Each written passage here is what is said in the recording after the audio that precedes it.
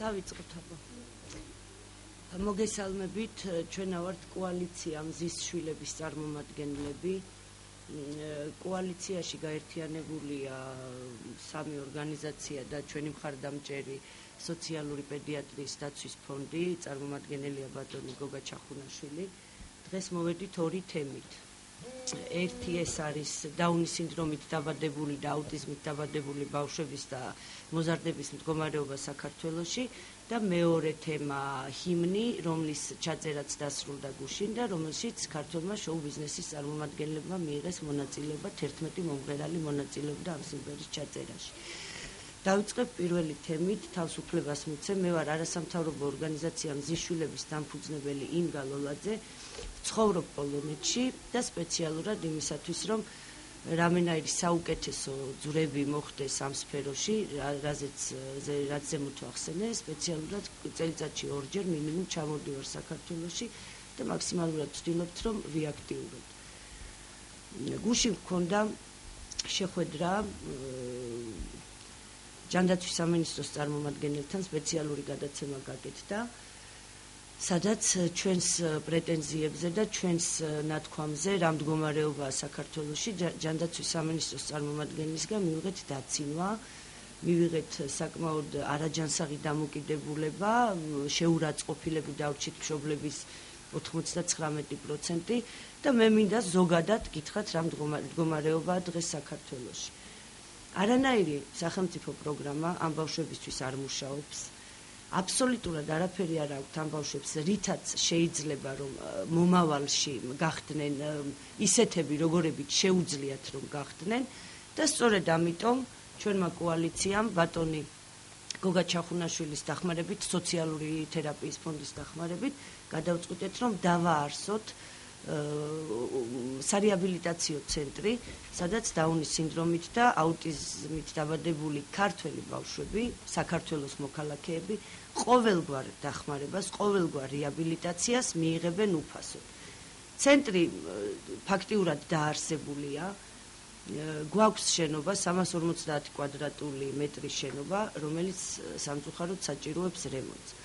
დაახლოებით თვენახევარია ქართულ ტელეარხებზე გადის ჩვენი სარეკლამო სოციალური რგოლი, სარეკლამოა სოციალური რგოლი, სადაც მითითებულია ტელეფონის ნომერი, ჩვენი ანგარიშის ნომერი და თუ შესაძლებელი იქნება რომ ანგარიშის ნომერი და ტელეფონის ნომერი დაფიქსირდეს და 22 წელია საქართველოდან წასული ვარ და დავწმუნდი აი ამ ჩამოსვლაზე, რომ საქართველოში თურმე სამწუხაროდ არსებობენ ფსევდო ქველმოქმედები,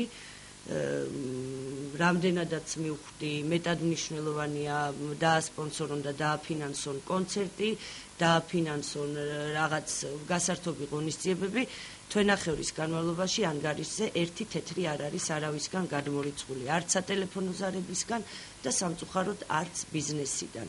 და არანაირი გამოხმაურება ჩვენ არ გვქონია ჩვენ და სამწუხაროდ. ჩემზე უკეთესად საქართველოს შექმნილ მდგომარეობაზე ისაუბრებს ბატონი გოგა ჩახუნაშვილი და ისაუბრებს ქალბატონი თეა ჩანადირი, ლელა ამაშუკელი და გთხოვთ კლიპზეც გეტყვით.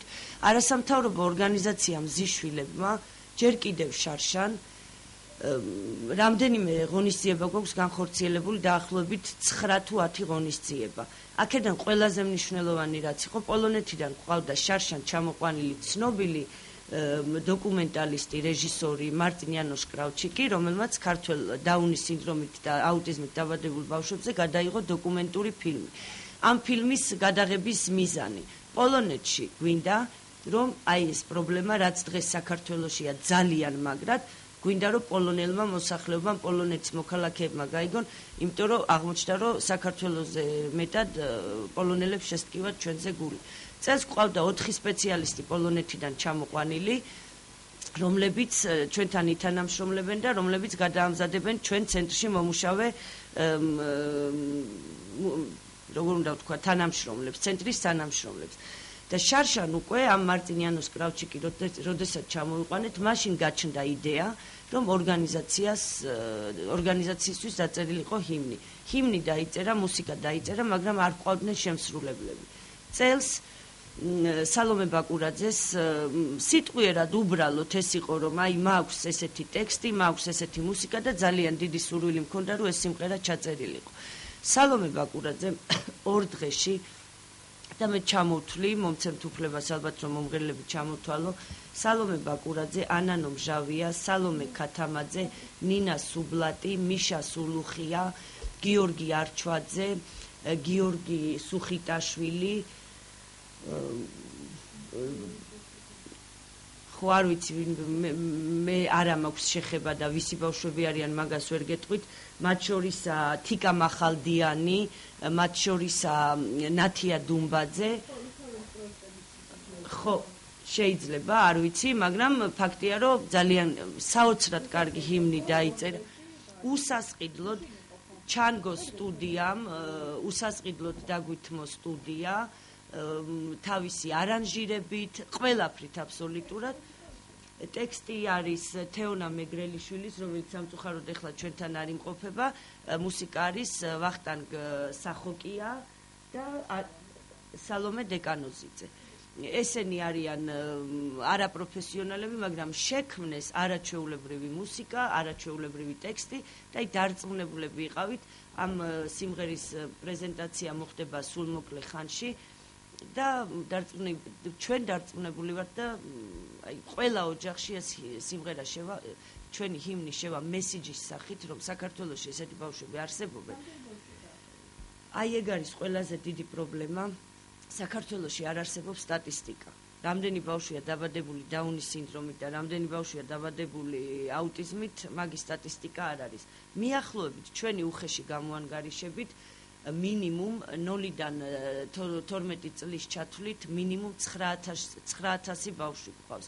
ოღონდ ეს არის ძალიან ვამცირებთ, იმიტომ რომ 100 ბავშვში ერთი იბადება აუტიზმით. 100 ბავშვი 56-ში ერთი აუტიზმით იბადება და 700-ში ერთი დაუნის სინდრომით. და აი ეს არის მართლა კატასტროფული ციფრია და აი ამ ბავშვებს არანაირი დახმარება. ეს კლიპი მივა აბსოლუტურად ყველა ტელევიზიას გადავცემთ ჩვენ ამ კლიპს და იმედი მაქვს რომ ტელევიზიები დაინტერესდებიან, იმიტომ რომ ეს არ არის კომერციული, ეს არის სოციალური და ძალიან დიდი იმედი მაქვს რომ თუნდა ტელევიზიების მხარდაჭერას მაინც ვიგრძნობთ.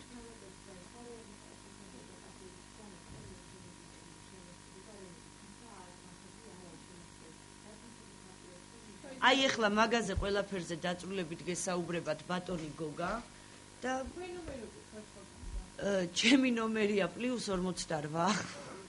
მე 6-ში სამწუხაროდ უკვე მივდივარ საქართველოდან, რჩებიან წარმომადგენლები ამ აქაური ნომერი მაქვს რა თქმა უნდა 557 76 34 00. იქაური +48 508 107 905.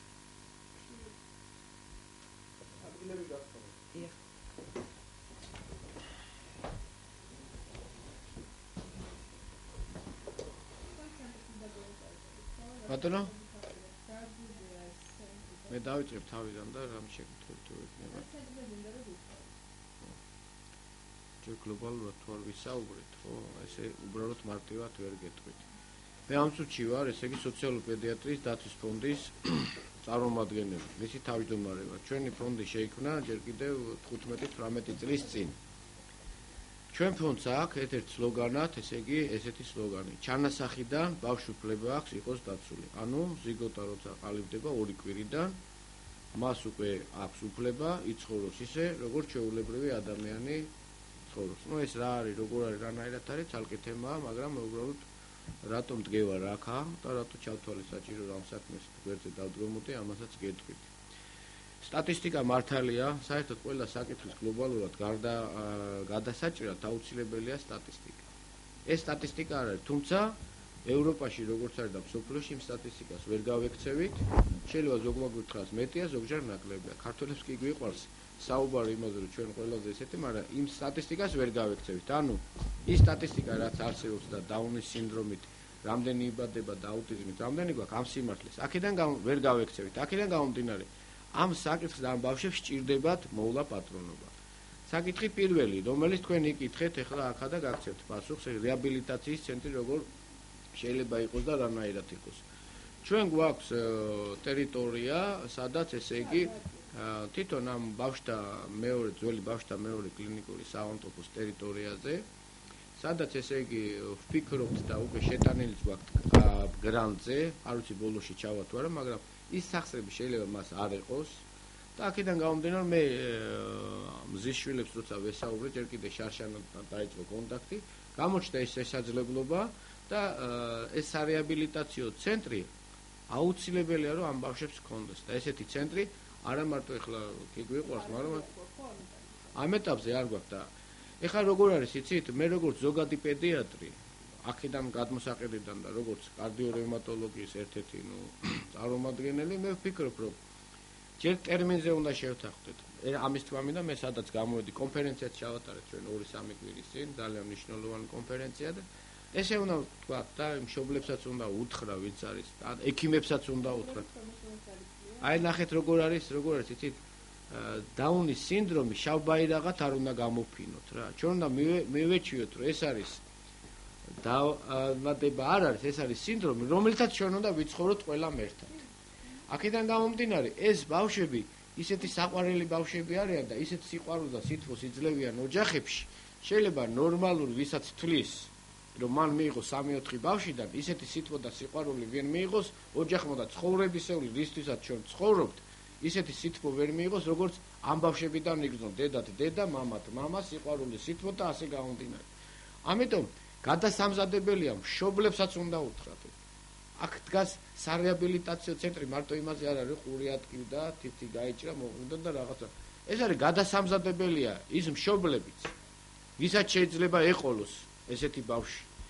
ის მშობლები, ვისაც ყავთ და ვინც წლობით ზრდიან ამ ბავშვებს, ფსიქოლოგიურად მოსავლელია. აქ ძველი პრობლემა მაგის დრო არა გვაქვს, ამას შემდეგ მე საათობით ლექციები ვიკითხო თითოეულ პრობლემაზე. შემდეგ არის საკითხი, რომელსაც აუცილებლად ყურადღება უნდა მიექცეთ, რომ ამ ბავშვებს გვერდითი მოვლენებიდან სანამ მივალთ, ექიმების გადასამზადებელი ხართ. თორე შეიძლება ექიმა აი ვიტყვი პირდაპირ არსებობს იატროგენული დაავადება. იატროგენული დაავადება რას ნიშნავს? იატროგენული დაავადება ნიშნავს ის, რომ თუ ექიმი ეტყვის მშობელს ეს რა მოქსვლია, ეს რა არის, ბავშვი კარგად იქნება და მშობელი მთელი ცხოვრება ავად იქნება. არის ესეთი ლექციის დროს ვლაპარაკობ კიდევ, საუბრობ კიდევ. შეიძლება ესეთი რამე უთხრას ექიმმა. ანუ ეთიკა და დეონტოლოგია, რომელსაც რამოდენიმე საათი იკითხება მე-5, მე-6 კურსებზე, აუცილებელია, მაგრამ ასეთ კონტინენტთან შემხები პიროვნებისთვის მათმა მე ვთვლი, რომ მაინც უნდა გაიარონ ის გადამზადება, ვინაიდან მათ სჭირდებათ ურთიერთობა არა მარტო ამ სინდრომთან, არამედ მთელ ოჯახთან და მთელი სამყაროსთან, რომელთაც მათ უნდა ჰქონდეს. აქედან გამომდინარე, გადასამზადებელია ძალიან დიდი კონტინენტი. შემდეგ გადასამზადებელია საშუალო მეტპერსონალი, რომელსაც ექნება მასთან ურთიერთობა. და მივედით უკვე იქამდე. თვითონ სარეაბილიტაციო ცენტრში მოქმედი პერსონალი, ეს ფსიქოთერაპევტი იქნება, აქ მე ხარ ყველაფერზე მე არ ვისაუბრებ, დაუტოვებ სასაუბროს ჩემს მეგობრებს, რომელსაც აქ იქნება იმდენი რამე მოსავლელი და გადასამზადებელი, რომელიც ამ სამყაროს ექნება, ესე იგი, განსასაზღვრი. და ერთი წმინდა დამითი დავამთავრებ, ეს ბავშვები მოსავლელი და ყურადსაღებია ინტეგრაცია უნდა მოხდეს ამის ბაგაბაღი. მე ესე ვთქვი, შეიძლება ზოგი დამეთახმო, ზოგი არა. ჩვენ უნდა მივეჩიოთ, მშობელიც უნდა მიეჩიოს ამ ბავშვით ბაღში სიარულს. თვითონ ოჯახი უნდა მიეჩიოს და თვითონ ის სამყაროც უნდა მიეჩიოთ ამ ბავშვებთან ურთიერთობას. მერე დგება სკოლა. სკოლაზე თქვი და იქ შეკითხვების დამისვეს კონფერენცია სკოლაში როგორ ისწავლიან. აქაც მისახედია ყველაფერი დალაგებული იყოს, ხო ახლა ამ ბავშვებს შეიძლება იმ დონით ვერ მოვთხოვოთ, მაგრამ რაღაცა შესაძლოა. აქ ძირითადად მე ვსვამ საკითხს, რომ ბაგაბაღსა და სკოლაში ინტეგრაციით მოხდეს და იაროს და შემდეგ რა როგორ მოხდეს და ეს პრობლემატურია ახლა ერთი ხელით არ არის. თუმცა ეს პრობლემა მარტო ჩვენ არა გვაქვს, აქ განვითარებულ ძალიან დიდ ქვეყნებს სადაც არის, მაგრამ ჩვენ თუ დღეს არ დავიწყეთ ამაზე საუბარი, და ამაზე ზრუნვა, შეიძლება ვინმე თქვა, დღეს მაგისთვის სათფსალია, დღეს ყველას ხშია, ხვალ დღეს თუ არ დავიწყოთ, ყოველთვის ესე ვიყავით. მე ხლა არც თუ ისე დიდი ვარ, მაგრამ ასეთი პრობლემები იდგა საერთოდ და უკვე 60 წელს რამის მივუახლოვდი და ის პრობლემები, რომელიც მაგალითად 15-20 წლის წინ იყო, რაც მე ხლა გითხარით თქვენ, რომ ინტეგრაცია სკოლაში დღესაც ამ საკითხს ვამე. ვინ უნდა გადაწყვიტოს ბაგა-ბაღში და სკოლაში საკითხი. დღეს ესეთი მოყვანილია აუცილებლად არ გამოვიყენებ მე აუდიტორიას და იგივეს გავიმეორებ, რა 15-20 წლის წინ დავიწყე. სკოლა ბავში აუცილებლად და ბაგა-ბაღში უნდა მართოს სამმა სამინისტრომ დღეს უკვე. ჯანდაცვის სამინისტრომ, განათლების სამინისტრომ და სპორტის სამინისტრომ. თორე აი უხეშად ვიტყვი, ამ ბავშვს რამე ვერ აქვს სკოლაში კარგი. შეიძლება ჯანდაცვამ ხელი გაიშვიროს განათლებისკენ, განათლებამ ხელი გაიშვიროს სპორტისკენ, იქ სპორტი არ იყოს სწორი, ეს არ იყოს პრობლემები, ამიტომ ერთობლიობა და შეიძლება აქედანაც დავიწყოთ ეს რომ აი ამ ბავშვებით რომელზეც დღეს პრობლემას ვამ, მოვუაროთ ერთად ამ ბავშვებს. იმ სკოლაში, იმ ბაგა-ბაღში და იმ საზოგადოებასთან ერთად სადაც ცხოვრობენ.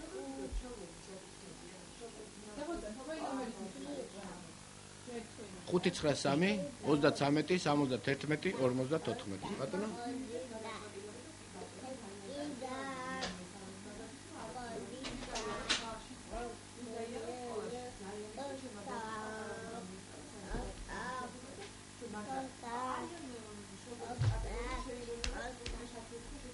არ უნდოდეს აი მართალი გძანდეთ ეს იოლად რო იყო უფრო მეცად გეტყვით მანდ პრობლემები შეიძლება იყოს რომელსაც მე ვერ განსაზღვროთ თქვენ ვერ განსაზღვროთ მაგრამ ეს დასაწყებია ერთად უნდა წავიდეთ მაინც მე უფრო მეც გეტყვით აი მე სლოგანი რატო ვთქვი თავიდან ჩანასახიდან ბავშვი აქვს იყოს დაცული მე ხლა ეს დღევანდელ თემას არ ეხება მაგრამ როდესაც სახე შეეხება ნაყოფს მან იყოლიოს თუ არა ეს ბავშვი ამ ბავშვს მე ვიცავ ჩემი სლოგანი ჩანასახიდან ბავშვი-ყლებას იყოს დაცული. ეს მე მგონი ახლა არ მინდა გავამწვავოს, მაგრამ ეს ყველაფერს იცავს რა. ესეც თვითონ და ამ მშობლებთანაც ამუშავებ ჯერ კიდე ორსულობის პერიოდში. მან უნდა იცოდეს რასთან აქვს საქმე. ორსულობის პერიოდში, თორემ შენ მე რახან შემეკითხეთ გიპასუხებთ კიდევ რა. ესე იგი, ექიმა თუ ისე დაუხატა რომ მაგის ცხოვრება დამთავრდა, ეს არის ტყვილი, არ დამთავრდა, მისი ცხოვრება მაშინ იწყება, როცა მან ეს გაიგო. იმიტომ რომ მან თავისებურად ნირი უნდა შეცვალოს და ჩვენ უნდა ვისწავლოთ განვითარებულ ქვეყანაში როგორ ცხოვრებასთან გეცტორი გაშლის სუფრაზე და ცეკვა თამაშით არ არის ეს ცხოვრება რაც უნდა ტყვილი და მართალი გო მithumetes ჩვენ შესაძლებლობას გვაძლევს ჩვენი სარწმუნოება რომ იმითი რითაც მოგცემს უფალი და ღმერთი ვიყოთ იმითი ბოლომდე ბედნიერი და კარგი რომ შემდეგ სასופველში როცა იქნება მარადისობა იქ როგორ ვიქნები და რანაირად თორე დღევანდელი ამას ასე ვწავით რატო ლაპარაკობ მე თვითონ 35 წლის პედაგოგიური სტაჟი მაქვს. პედაგოგი ვარ მე თვითონ სამედიცინო უნივერსიტეტში და პედიატრების გადი, მაგრამ ჩვენ ეს როგორ არის, იცით? შეიძლება ვერ ვაძლევთ ბოლომდე, შეიძლება არც გვეცალა. ხო იცით ბოლომდე როგორ არის? როდესაც რატო გქონდა ჩვენ სხვაზე არ გადავიდეს სხვაზე, რატო გქონდა ჩვენ მაგალითად კარგია თუ არა ისეთი პირობები, რომელიც ჩვენ გქონდა თოფი ასე გქონდა, იმიტომ ჩვენ ბრძოლობდით. შემოგვესეულდა მტერი, შემდეგ ვნახულობდით გამ ისევე მომენტში ვარ. ვერ მოვიცალეთ თუ რა იყო და გადის ეს დრო. მე თვითონ ბოდისუხტი კიდევაც ასეთი სინდრომისა და ასეთი აუტიზმი და მე თვითონ განა ვერ მოვიცალე, იმიტომ რომ ისეთი იყო გარემო და მე ხლა ამას 1-2 წელია რატო დაუდექი გვერდზე და ეხლა თათომი მე მინდა გამოვისყიდო ჩემი ესე იგი დანაშაული თუ შეიძლება ითქვას და ეხლა მაინც ეს დარჩენილი წლები რამდენი მაქვს მე არ ვიცი, მაგრამ მოვახმარო იმას რომ ეს ბავშვები ესეც პრობლემა ესე უცბად არ გადაწყდება. ამა დაჭირდება 5 წელი, 10 წელი, 15 წელი, შეიძლება 20 წელიც, მაგრამ ეს უნდა დაიწყოს დღესა და მადლობის მეტი არაფერი არ მეთქვის ორ ორგანიზაციებმა, რომელმაც პოლონელებიც ჩამოიყვანეს. აქაც უფოსო ტრენინგები ჩაატარეს წყალებში, ნუ ქართულში ვარჯიშები რომელიც იყო საჭირო და ეს უნდა გაგრძელდეს. ეს არის მხარდასაჭერი და მე თუ მკითხავთ, ამას რატო ეს არ არის მარტო ჯანდაცვის სამინისტროს საკითხი. ეს არის განათლების სამინისტროს საკითხი, ეს არის სპორტის სამინისტროს საკითხი და ეს არის ჯანდაცვის სამი კუთხედი, იმიტომ რომ ბავშვს ვისთანაც შეხება აქვს ბაგა-ბაღსა და სკოლაში უნდა გაითავისოს. მე ვქო უფრო შორტს მიდივარ, თორე შეიძლება ჯანდაცვას ამდენი თანხები არ კონდეს, შეიძლება ცალკე განათლებას არ კონდეს, შეიძლება სპორტს არ კონდეს, მაგრამ ეს ბავშვები მივალ ახლა იქამდე. ეს ბავშვები სამედიცინო თვალსაზრისით მოსავლელი, ესე იგი ეს არის ჯანდაცვის საკითხი. სკოლას რახან ეხება საკითხი და ბაგა-ბაღს, ეს არის განათლების საკითხი, აუცილებლად უნდა იყოს და ამ ბავშვებს სჭირდება იმის გარდა რაც სჭირდება და უნდა დაჭირდეს, სჭირდებათ გაჯანსაღება, რომ რაც აქვს მას ისე იყოს და იყოს ჯანსაღი. ამიტომ ძალაუნებურად გჭირდება სპორტის სამინისტროს, რომელიც ამას ერთობლიობაში განიხილავს. აი ეს არის მეტი. დიდი მადლობა. თუ რამე კითხვებია, ახლა იმას ვილაპარაკებდი, მაგრამ მე მგონი ეს საკმაოდ. ველო ეხლა ესე იგი როგორ არის ბატონო ეს არის მე ლუბლიანას 21 იქ არის ერთსართულიანი შენობა რომელიც ეკუთვნის ესე იგი ბას და რომლის ესე იგი გამგეობასაც ჩვენ ველაპარაკეთ რას თავად რაც არიან ისინი უკვე გრანტით შეტანილი გვაქვს ჩვენ იაპონური გრანტი რა ვიცი უნდა ყოფილიყო მაგრამ ველოდებით ეტაპებს გავდივართ ყოველ შემთხვევაში მაგრამ ეს ვერ შეასრულეს ის არის ერთსართულიანი თუ ყველაფერი კარგად წავიდა იქ უნდა იმოს სპეციფიკა უნდა მეორე სართული უნდა მესამე სართული რაღაცით ხო უნდა დავიწყოთ რომ ყველაფერი ეხლა ესე უცბად ვერც გრანტს მოგცემს ვიღაცა და ვერც ესე ვერ მოვა ვერავინ რაღაცა მაგრამ ის რაც იქნება მინიმალურად უნდა იყოს და მე აი იგივე შეხვედრა რო იქნება უბრალოდ შეიძლება ადგილზე ჩავატაროთ აი რა იყო ნოლი დანგრეული და მე საითკენ წავედი მაგრამ ეს რა აუცილებელია თუმცა მე პრეტენზია არ მაქვს და არც მექნება მე რაც შემეძრო ის მე ვეხმარ და ის გამოწვევ ვიღაცა შეიძლება იმიტომაც აცხადებს ჩემი მეგობრები და შეიძლება ვიღაცა მოთხრას აი მე მაქვს 15 სართულიანი სახლი რაც არ ამგონია რომ ეგეთი იყოს და მოდი 4 სართულში რატო შეიძლება ზოგჯერ სიზმრებით მართლდება ხო შეიძლება მაგრამ ამდენს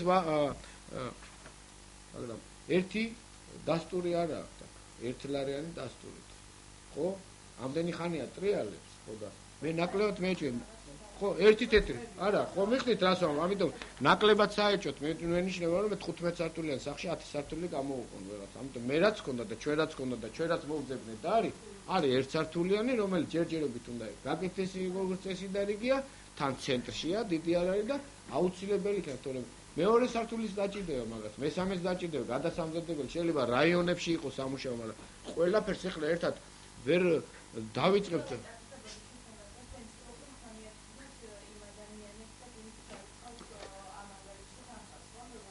ფინანსებსაც მნიშვნელობა აქვს, მაგრამ ჩემი ახლა ყოფნის მიზანი არის ერთი რომ რამდენი გადამირჩენია, რამდენიც გამისინჯია, რამდენიც მეგობარი ახლა ყველა მე მხარს უჭერ ამ მოძრაობას და რაც შემიძლია იმას გავცემ. ეს უფასო გასინჯვებია ამ ეტაპზე, კონსულტაციებია, რაღაცებია. რაც მე მიხდით რომ ამ მოძრაობაში ვისაც შეუძლია მხარი დაუჭირონ და აუცილებელი არ არის 1 ლარი და 2 ლარი. აქ არის მთავარი მორალური გვერდზე დგომა რომ ამ საქმიანობას ხარში უდგევათ. აი თქვენ რომ მობრძანეთ, ხო, დიდი მადლობა, იმიტომ ხარში დაგვიდეკით, ხო? ეხლა თქვენ როგორ განავითარებთ, ვის როგორ მიაწოდეთ, ეს თქვენზეა და ავიყოლიებთ და ეს ჭრილი ბავშვებისა და კონტინგენტის. აი წეგან გითხარით, გამეორდები ისევ, მარტო ბავშვები არ არია საქმე. ოჯახია. როგორ თქვა, ესე იგი, თვითონ ეს ოჯახია მისაღები საზოგადოებისთვის ისეთი და საზოგადოება მისაღები ამ ეს უფრო რთულად არის ვიდრე ერთ პიროვნებაზე და ერთ ლარზე, თორემ ვიღაცამ შეიძლება თქვას აი 1 ლარი და 100 ლარი. მილიონიც რო ჩადოს, ეს პრობლემა არ გადაწყდება. აქ არის საზოგადოების კიდე მინდა გავიმეორო რა და რო ვიძახით ევროპელები ვართ ევროპელები? კითხვა, ვართ ბატონო ევროპელები. აი თუ ვართ ევროპელები, გვიყვარდეს ერთმანეთ, ეხლა ძალიან ზოგადად კი ვლაპარაკობ, მაგრამ ეს არის რაც გვაქვს ის გვიყვარდეს და საზოგადოებაც შეეზარდოს ისეთ ერთეულებში ერთმანეთს როგორებიც ვართ და ეს ცხოვრება გავიაროთ ისე როგორც წესი და რიგია და არა იზოლირებულად რომ დღეს მე ესე ვარ შენ კარგად იყავი ნახვამდის რატო ვიცხოვროთ ერთად და მივიღოთ ის სიამოვნება დიდი რასაც ქველმოქმედება ქვია ბავში სიყვარული ქვია და ოჯახის სიყვარული ქვია მეც არაფერს არ მინდა რომ 1 ლარზე ამდენი იმიტომ ვილაპარაკო 1 ლარი არ წვიტავს საქმეს და არც მილიონი ფინანსებზე არ არის. ჩვენ გავალთ ისე აი მოვადრო რა ფინანსებსაც მოვიძებთ ყველაფერს, მაგრამ აი თქვენი ხარდაჭერა გვინდა, საზოგადოების ხარდაჭერა გვინდა და ერთად გომაგვით. მე მგონი ჩემ მეგობრებს დავუთმოთ რო ჭობია. ეს სხვა საკითხია, ნახეთ, ალბათ ჩვენ ესე გვაქვს ჩანაფიქრი, რომ ეს ცენტრი იქნება უნდა იყოს აუცილებლად უფასო იმისთვის, ვისთვისაც იქნება ეს. თორე ცენტრმა შეიძლება იფუნქციონიროს ფასიანად, აი მაგალითად სხვებისთვის, არა ასეთი კონტინგენტისთვის, ეს რაღაცა, ეხლა როგორ არის, იცით, ფასიანი რაღაცა მიხვდით, დღეს უფასო არაფერი აღარ არის. ეხლა ვინმე თუ დააფინანსეს, არც მაგის მომხრე არ ვარ მე, რომ ერთჯერადად აიღოს სიტყვაზე ვიღაცამ და აი მილიონი ჩადოს და 10 წლის მერე რა ვქნათ. ამიტომ მე თუ მკითხავთ, ეხლა ბიზნეს თვალსახედვით ვფიქრობ, რომ ცენტრმა უნდა იფუნქციონიროს ამ კონტინგენტისთვის უფასოდ, მაგრამ ამ კონტინგენტისთვის აუცილებლად უფასოდ, მაგრამ სხვისთვის, ვისაც დაჭირდება კონსულტაცია, ალბათ იმისთვის უნდა იყოს ფასიანი, რომ ეს რაღაცა ხონდა შეესოს თანხა. მე არა ვარ არაზოს იმის მომხრე, რომ აი კომუნისტების დროს რო იყო რაღაცა შეიძლება მისახელო, აი რაღაც აი უფასოდ ამ ცხოვრებაში არაფერი არ იქნება, თავს ნუ მოვიტყუებთ. უბრალოდ იქიდან ამოღებული თანხით ის ობიექტი რაც იქნება, ამ კონტინგენტისთვის უნდა იყოს უფასოდ. აუცილებლად. და თუ მე სახელმწიფო გააკეთეს, აქ ახლა იტყვიან პროგრამა იქნება, რაღაცა იქნება, ეგ სხვა საკითხია, თუმცა მე იმიტომ მეგობრებსაც უტყუებ, რომ ამ პროგრამულ საკითხებზე და ჯანდაცვაზეც კიდე ილაპარაკო. იბატონო. ძალიან მნიშვნელოვანი თემაა გასაჟღერებელი. ძალიან კარგია, ეს არის მოგეხსენებათ, არის სისტემური რეფორმები და არის სპონტანური გარკვეული საჭიროებები. სისტემური რეფორმებიდან გამომდინარე, თავარი რაც ჩვენ გვინდა განსაკუთრებით ჩვენს ორგანიზაციას გავაჟღეროთ, რომ სოციალური სისტემა დგას გარკვეულ პრინციპებზე. დღეს სახელმწიფო გვეუბნება, რომ ის დიაგნოზის მიდგომით, ანუ როდესაც დიაგნოზი ისმება და შემდეგ ეს ბავშვები გადადიან შეზღუდული შესაძლებლობის მქონე სტატუსის პირებად და შემდეგ იღებენ ბენეფიტებს, სოციალურ ფულადს და სხვა ბენეფიტებს, რაც სახელმწიფო შეუძლია მისცეს. უნდა გადავიდეს სოციალურ-კულტურულ მიდგომებზე. მაგრამ აქ ჩნდება ერთი მთავარი მოთხოვნა. სახელმწიფო ჩვენი მონიტორინგის და არა მარტო ჩვენი საფუძველზე არ ფლობს იმ ინფორმაციას, რა საჭიროებები გააჩნია მშობლებს. პირველი, მშობლები ვერ იღებენ სტატუსს. დაუნის სინდრომის მქონე ბავშვების და აუტიზმით დაბადებულ ბავშვებისთვის ვერ იღებენ შეზღუდული შესაძლებლობის სტატუსს. მეორე,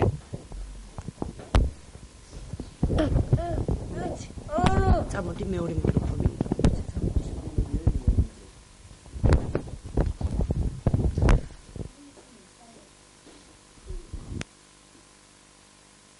მეორე, სტატუსს მიჯაჭვული აქვს ორი ბენეფიტი. ერთი არის ფულადი დახმარება, რომელიც ამ სახელმწიფოში რომ არავის ჭირდებოდეს, ეს აბსურდია. და მეორე, ეს არის ორი პროგრამა, ადრეული განვითარების პროგრამა 0-დან 7 წლამდე და 8-დან 16 წლამდე ბავშვთა რეაბილიტაციის პროგრამა. ხშირად ბავშვები ვერ ხვდებიან ამ პროგრამებში. სახელმწიფო ეუბნება დედებს, თქვენ დაარსეთ დღის ცენტრები მშობლებს, თქვენ დაარსეთ დღის ცენტრები, ჩვენ მხარს დაგიჭერთ. ოღონდ ეს მხარდაჭერა გამოიხატება ლიმიტირებული 350 ბავშვის დაფინანსებით, სხვა ესე იგი ჯერ არ ვიცი სტატისტიკა ბოლომდე რამდენია საქართველოში ასეთი ბავშვი, მაგრამ თქვათ არის 5000 ყველაზე მინიმალური ციფრი. 5000 გამოვაკლოთ 350, დანარჩენი 5650 ბავშვი რჩება ყოველგვარი ხელმისაწვდომობით. ესე იგი, მშობლს არ აქვს საშუალება პირადად დააფინანსოს, რაც ძალიან ძვირადღირებული ფუნქციონირებაა საქართველოში და მთელ მსოფლიოში. მაშასადამე ხელმისაწვდომობა ასეთ სერვისებზე შეგვიძლია ვთქვათ სახელმწიფო შორის ძალიან კატასტროფულ დონეზე. თუ სახელმწიფო არ აიღო თავის თავზე გარკვეული წამოვიღეთ ის შეზღუდული შესაძლებლობის მქონე პირთა უფლებების კონვენციის ძირითადი დეკლარაცია, რომელსაც პარლამენტში მოეწერა ხელი და საქართველოს გააკეთა რატიფიკაცია.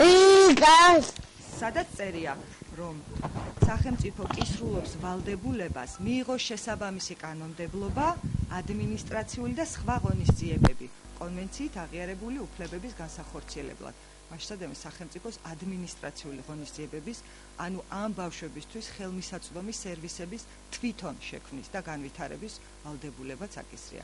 აი ეს გვინდოდა გვეთქვა, ნუ გადასცემს სახელმწიფო მხოლოდ მშობლებს და ნუ დატოვებს ღვთის ანაბარას. თიანეთში, ზესტაფონში, არ ვიცი, რეგიონულ ცენტრებში და სოფლებში მშობლები ვერ შექმნიან დღის ცენტრებს. ან თუ ისინი რამებს გავშექმნიან, ისინი ძალიან რთული პრობლემის წინაშე დგებიან, რომ შესაბამისი სერვისი მიაწოდონ, შეიძლება რაღაც მიაწოდონ, მაგრამ ეს არ იქნება შესაბამისი.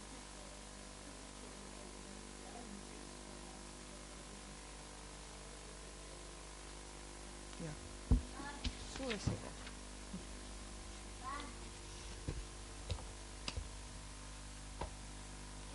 ძალიან დიდი მადლობა რომ მოგწონთ, იმედი მაქვს